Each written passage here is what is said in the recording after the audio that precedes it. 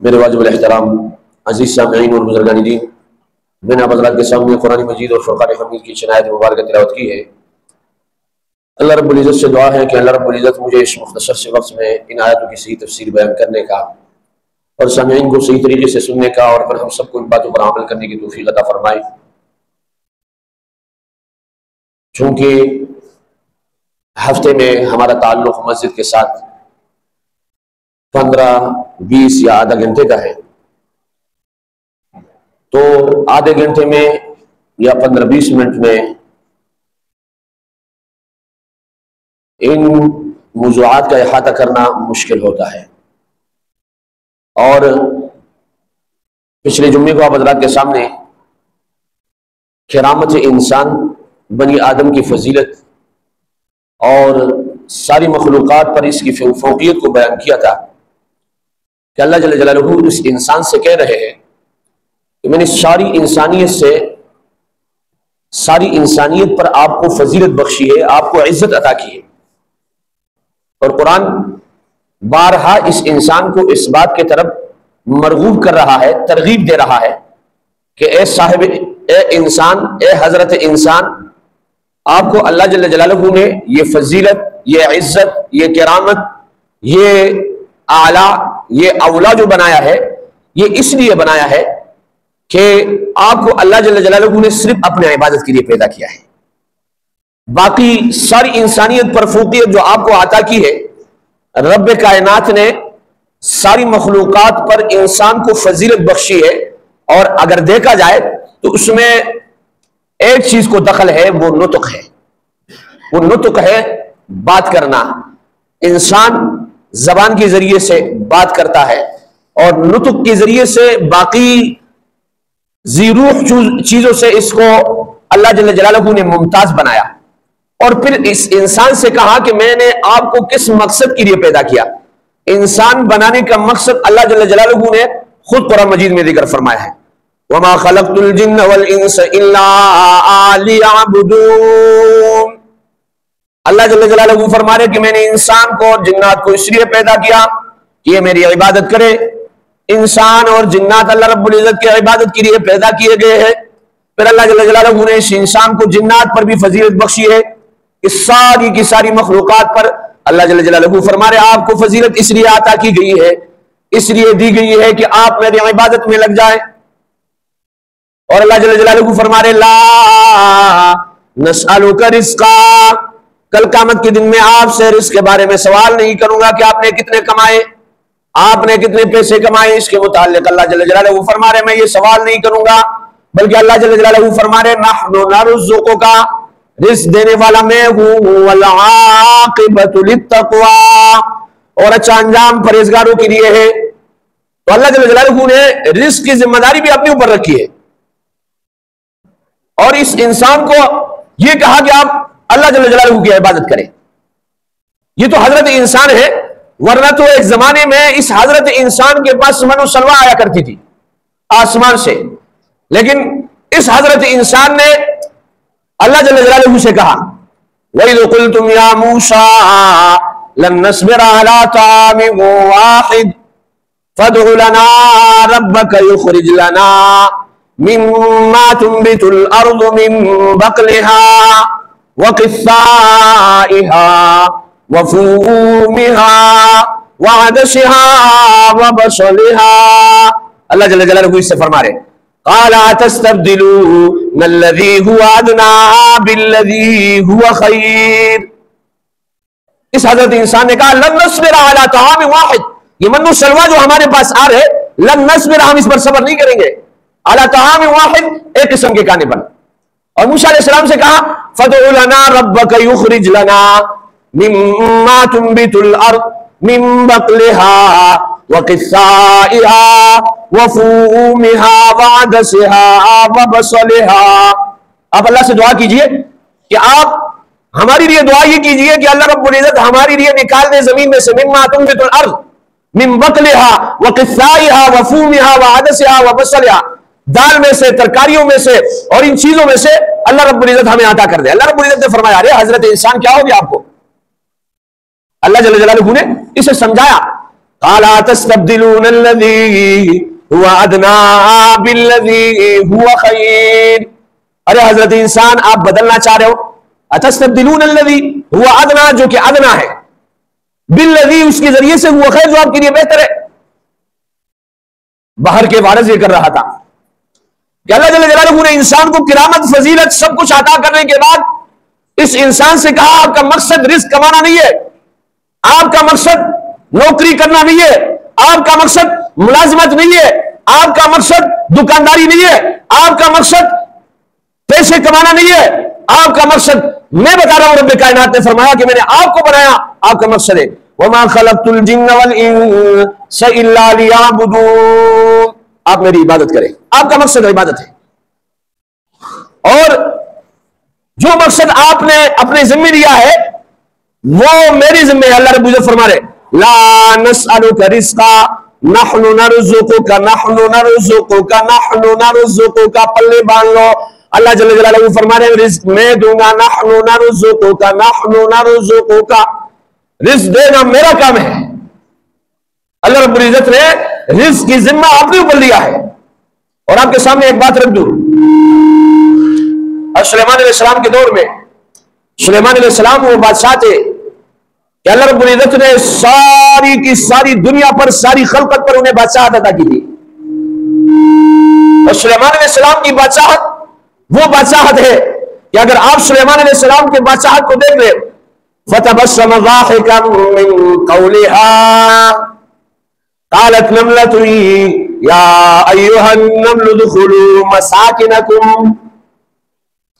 ایک چونٹی بول پڑی, اپنی چونٹیوں سے کہنے لگی, قالت نملہ مؤنث ہے, یا ایھا النمل ادخلوا مساکنکم, اے چونٹیوں کے معاشرے اپنے بلوں میں جاؤ, لا یحطمنکم سلیمان وجنودہ وهم لا یشعرون. کہیں سلیمان علیہ السلام اور اس کا لشکر آپ کو روڈ نہ ڈالے, وهم لا یشعرون, اور ان کو پتہ بھی نہ چلے. اب سلیمان علیہ السلام اس بات کو سن رہے ہیں. آپ کو چونٹیوں کی بولی سمجھ میں آتی ہے؟ وائے کہنا نمیگوں پر خبر پوئے گئی, چونٹیوں کی بولی آپ کو سمجھ میں آتا ہے. سلیمان علیہ السلام ان کی بولی سمجھ رہے. اور فتبسم, قرآن کہتا ہے فتبسم ضاحکا من قولها, سلیمان علیہ السلام مسکرائے اس کے اس کہنے کی وجہ سے. اب یہ سلیمان علیہ السلام کی بادشاہت ہے. آگے دیکھو وَتَفَقَّدَ الطَّيْرَ فَقَالَ مَا لِيَ لَا أَرَى الْهُدْهُدْ. سلیمان علیہ السلام پرندوں کی حاضری لے رہے, اس میں ہدہد جس کو پشتوں میں ہم ملا چرچک کہتے ہیں, سمجھ میں آ رہا ہے ملا چرچک بھی جائے وہ غائب ہے. سلیمان علیہ السلام فرما رہے فَقَالَ مَا لِيَ لَا أَرَى الْهُدْهُدْ, مجھے کیا ہو گیا کہ میں ہدہد کو نہیں دیکھ پا رہا ہوں. اب سلیمان علیہ السلام جو ہے پرندوں کی حاضری لینے کے بعد فرمانے لگے کہ اگر یہ ہدہد غیر حاضر ہے یہ کہاں گیا ہے, اور اگر یہ آئے گا یا تو صحیح عذر بیان کرے گا, عذر بیان نہیں کیا تو اس کو سزا ملے گی. اب یہ آیا ہے, اس نے بیان کیا ہے, اور اس سے سلیمان علیہ السلام, یہ سلیمان علیہ السلام کی CID ہے, یہ جاسوسی کا کام کر رہے ہیں. سلیمان علیہ السلام کو بتایا ایک خبر لے کر آیا ہوں, ایک قوم ہے جس پر ایک خاتون بادشاہت کر رہی ہے, اور وہ قوم اس خاتون کی بادشاہت میں ہے. سلیمان علیہ السلام نے پھر اسے روکا دیا ہے اور کہا یہ لے جاؤ اور اس تک یہ پہنچاؤ. اب یہ آپ دیکھیے یہ خط کا عنوان ہے, آپ نے کچھ لکھنا ہونا سب سے پہلے بسم اللہ لکھا کرو, صحیح ہے, یہ مسئلہ ہے, بسم اللہ لکھا کرو. حدیث میں آتا ہے جس چیز کی شروع میں بسم اللہ نہ ہو وہ تم بریدہ رہتا ہے, وہ منقطع ہو جاتا ہے, وہ ادھورا رہتا ہے, وہ کبھی پورا نہیں ہوتا ہے.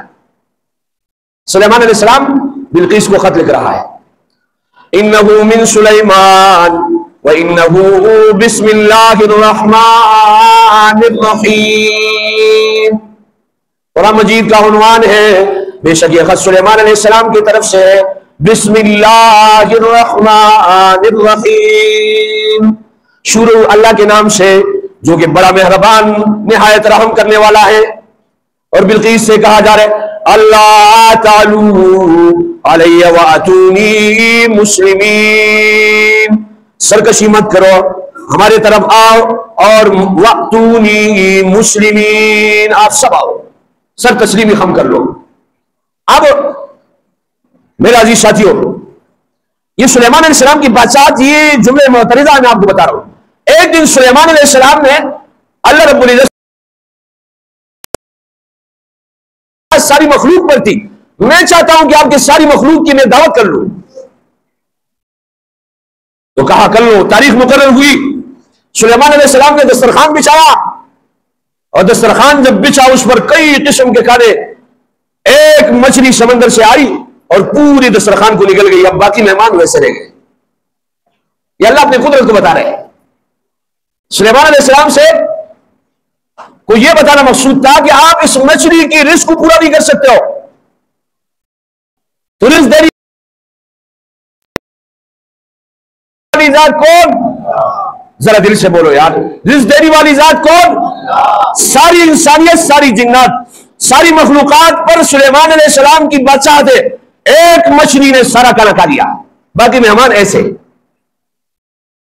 تو اللہ رب العزت فرما رہے لا نسألک رزقا، رزق کا سوال آپ سے نہیں ہوگا، نحن نرزقک، نحن نرزقک، نحن نرزقک، رزق میں دوں گا۔ اللہ رب العزت فرما رہے رزق میں دوں گا۔ والعاقبۃ للتقوی، عرض کرنے کا مقصد یہ ہے کہ انسان اور جنات کو اللہ رب العزت نے پیدا کیا، اس کے مقصد کو بھی بیان کیا کہ آپ کو کس مقصد کے لیے پیدا کیا گیا ہے۔ نہ رزق کے لیے پیدا کیا ہے، نہ اور چیزوں کے لیے آپ کو پیدا کیا گیا ہے۔ آپ کا مقصد اللہ رب العزت کی عبادت۔ اللہ رب العزت نے خود کلام اللہ میں فرمایا وَمَا خَلَقْتُ الْجِنَّ وَالْإِنسَ إِلَّا لِيَعْبُدُونَ، میں نے جنات اور انسانوں کو پیدا نہیں کیا مگر اس لیے پیدا کیا لِيَعْبُدُونَ، تاکہ وہ میری عبادت کر لے۔ اب یہ انسان بھی پریشان، عبادت کیسے کروں؟ میرے پاس میرے ساتھ ضروریات بنے ہوئے ہیں، میں کھانا کھاتا ہوں، میں ہر ضروریات جو بشری تقاضے کے مطابق ہے اس کو وہ سارے کے سارے میرے ساتھ ملے ہوئے ہیں، کیسے عبادت ہوگی؟ شریعت آپ کو جو ہے بہترین طریقہ کار بتاتا ہے۔ ضرورت کھانا ہے، لیکن شریعت مطہرہ کہتے ہیں کہ اگر آپ بسم اللہ پڑھ کر شروع کرو گے اور آخر میں الحمدللہ الذی اطعمنا وسقانا وجعلنا مسلمین، الحمدللہ الذی هو اشبعنا واروانا وانعم علینا وافضل، یہ جو میں نے پڑھی یہ کیا ہے؟ بتاؤ، یہ قرآن مجید کی آیات ہے؟ دعا ہے۔ بسم اللہ آپ شروع میں پڑھے، حدیث میں آتا ہے جس شخص نے کھانے کے شروع میں بسم اللہ پڑھا اس کے ساتھ شیطان داخل نہیں ہوگا۔ سنن ابو داؤد کی روایت ہے، بات لمبی ہو رہی ہے چونکہ وقت مختصر ہے، کہ ایک غلام آیا، نبی اکرم صلی اللہ علیہ وسلم کھانا کھا رہے ہیں، غلام کھانا شروع کرنے لگا، نبی اکرم صلی اللہ علیہ وسلم نے ہاتھ پکڑا، حدیث میں آتا ہے نبی اکرم صلی اللہ علیہ وسلم نے قسم کھائی اور فرمانے لگا اس غلام کے ہاتھ میں شیطان کا ہاتھ میرے ہاتھ میں ہے۔ آج ہم لوگ کہتے ہیں نا ہماری رزق میں برکت نہیں ہے، وہ ہوگی کیسی؟ بسم اللہ پڑھتی نہیں ہے، ہمیں یاد ہی نہیں رہتا۔ دوسری باندھی آئی، اس سے کھانا شروع کیا، سنن ابو داؤد کی روایت بتا رہا ہوں، نبی اکرم صلی اللہ علیہ وسلم نے ہاتھ پکڑا، قسم کھائی کہ اس باندھی کے ہاتھ میں شیطان کا ہاتھ میرے ہاتھ میں ہے۔ تو اس کے بعد حدیث شریف میں آتا ہے جو شخص کھانے کے آخر میں یہ دعا پڑھ لے الحمدللہ الذی هو اشبعنا واروانا وانعم علینا وافضل، کبھی قیامت کے دن اس سے کھانے کا سوال نہیں ہوگا۔ کھاؤ، خوب کھاؤ، لیکن ذرا علم حاصل کر کے کھاؤ تاکہ اس کھانے کے بارے میں کل قیامت کے دن آپ سے سوال نہ ہو۔ ورنہ قرآن تو کہتے ہیں وَلَتُسْأَلُنَّ يَوْمَئِذٍ عَنِ النَّعِيمِ، قرآن مجید کہتے ہیں وَلَتُسْأَلُنَّ ضرور بالضرور، نون تاکید ثقیلہ کے لیے، لام تاکید ثقیلہ کے لیے تاکید کی گئی، ضرور بالضرور لازمی طور پر وَلَتُسْأَلُنَّ سوال کیا جائے گا، پوچھ گچھ کی جائے گی، یومئذ قیامت کے دن عن النعیم نعمتوں کے بارے میں۔ لیکن میرے عزیز ساتھیو حدیث میں آتا ہے اگر یہ دعا پڑھ لو آپ سے سوال نہیں ہوگا، قیامت کے دن آپ سے اس کھانے کے متعلق سوال نہیں ہوگا۔ عرض کرنے کا مقصد یہ ہے کہ اللہ رب العزت نے انسان کو کرامت بخشی ہے، عزت عطا کی ہے، شرافت عطا کی ہے، اور اسی طریقے سے فوقیت عطا کی ہے، اعلیٰ بنایا، اولا بنایا، برتر بنایا، ساری مخلوقات سے اچھا بنایا۔ لقد خلقنا الانسان فی احسن تقویم کہہ کر اس کو پکارا، لیکن اس کے مقصد کو اللہ جل جلالہ نے واضح طور پر واشگاف الفاظ میں بیان کیا کہ آپ کو اس لیے بنایا کہ آپ اللہ کی عبادت کریں، آپ اللہ کی عبادت کریں۔ آپ کے بنانے کا مقصد اللہ کی عبادت ہے. یہ اتنی فوقیت ہے، اتنی منزلت، اتنا بڑا مقام، اشرف المخلوقات بنانا، ساری انسانیت پر فوقیت دینا، سارے مخلوقات سے اعلیٰ بنانا، اولا بنانا، افضل بنانا، یہ اس لیے ہے کہ آپ صرف اور صرف میری عبادت کے لیے. چونکہ وہ ختم ہو چکا ہے. اللہ رب العزت سے دعا کرے اللہ رب العزت ہمیں اپنے مقصد کو سمجھنے کی توفیق عطا فرمائے. اللہ رب العزت ہمیں اپنے عبادت میں ہر اعتبار سے لگا دے. اور عبادت میں لگنا مشکل نہیں ہے.